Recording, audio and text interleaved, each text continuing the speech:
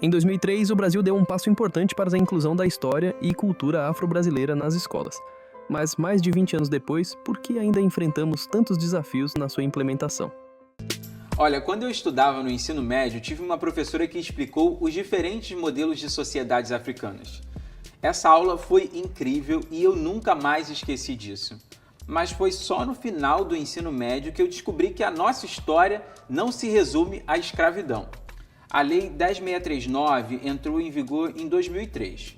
Estabelece a obrigatoriedade do ensino de história e cultura afro-brasileira e africana no currículo da educação básica e inclui o dia 20 de novembro, que é o Dia da Consciência Negra, no calendário escolar.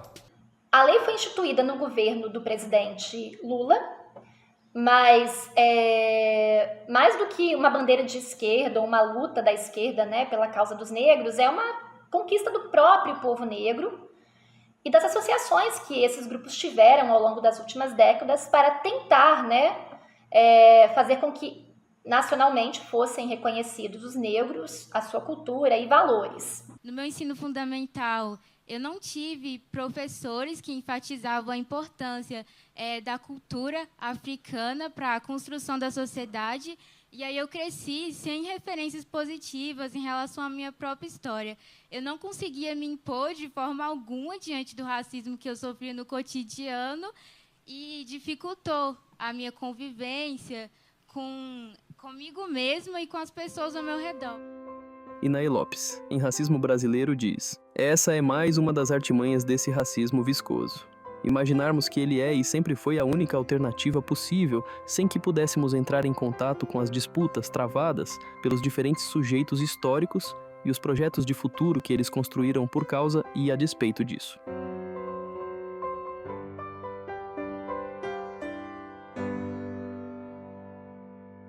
Apesar da lei, a implementação efetiva ainda enfrenta barreiras. A falta de formação de professores é uma das principais dificuldades. Muitos educadores se sentem despreparados para abordar esses temas.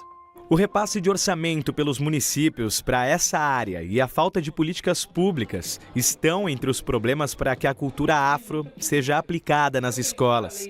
As secretarias de educação, elas vão ter órgãos específicos, com pessoas específicas que estudam e que trabalham o tema para oferecer formação para os professores e estrutura para a escola trabalhar a temática. Por exemplo, os livros didáticos, os livros paradidáticos, a possibilidade de você fazer atividades extra-classe. Esse mito da democracia racial influencia também o trabalho pedagógico. Então a gente pode dizer que durante muito tempo se negou, por exemplo, a existência de um racismo, principalmente na educação infantil, que trabalha com crianças e bebês desde muito pequenos. Então existia aquela ideia de bebês e crianças não são racistas, né? Eles ainda não aprenderam isso. Então por que é necessário combater o racismo na educação infantil? Hoje a gente já considera que sim, as crianças podem aprender desde muito pequena o que está no contexto delas. Elas observam as relações, a nossa sociedade é marcada por essas relações de poder e a própria escola também é marcada por essas relações. As crianças observam como que está configurada a escola, quais imagens que elas recebem, ou mesmo que ordens elas recebem por vezes e de quem essas ordens são feitas, como são essas pessoas que estão na escola, quais são as pessoas negras, quais são as pessoas brancas, que cargos essas pessoas ocupam. Tudo isso vai sendo observado pelas crianças e vai configurando essa imagem que ela tem das próprias relações raciais. Inaê Lopes afirma: o sistema educacional brasileiro se transformou numa importante máquina de perpetuação de uma visão europeia e branca da história, que insistia em entender o Brasil como uma democracia racial bem acabada.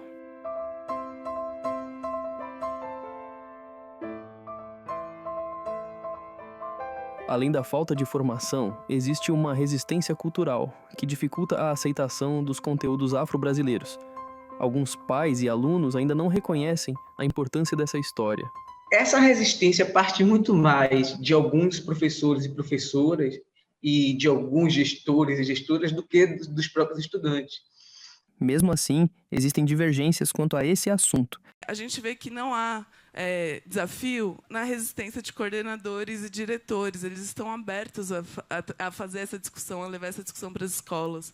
Não há resistência, há muito pouca resistência das famílias, resistência dos professores.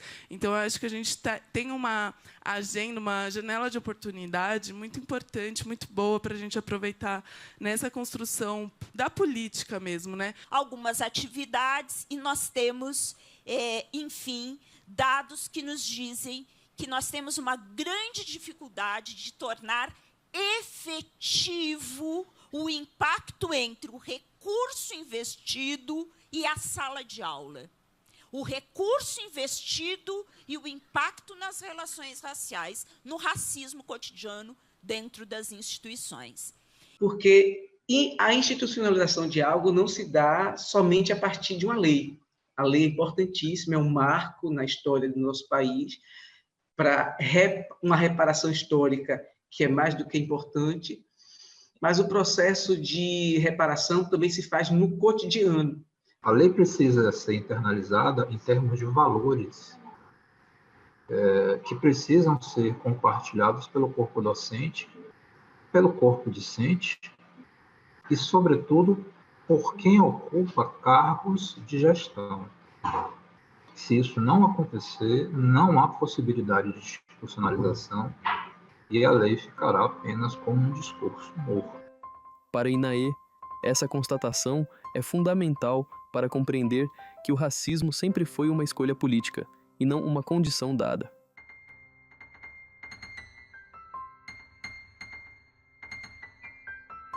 Nos últimos anos, movimentos sociais têm pressionado por uma educação inclusiva e valorizadora. Apesar da lentidão, algumas escolas têm se destacado na implementação da lei.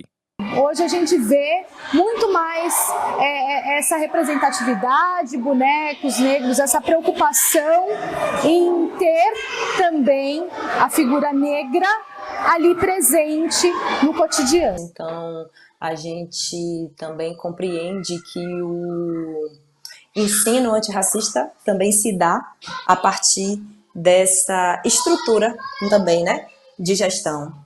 Então, é importante para as crianças, todas as crianças, vejam que pessoas negras, sim, podem ocupar lugares de liderança, né? O nosso papel, de fato, é buscar colaborar para que os educadores e educadoras no Brasil se sintam seguros e aptos a tratar de história e cultura africana e afro-brasileira nos seus currículos, seja eles quais forem, né? Muitas vezes as pessoas sequer imaginam que há diretor ou diretora de cinema negro no Brasil, né?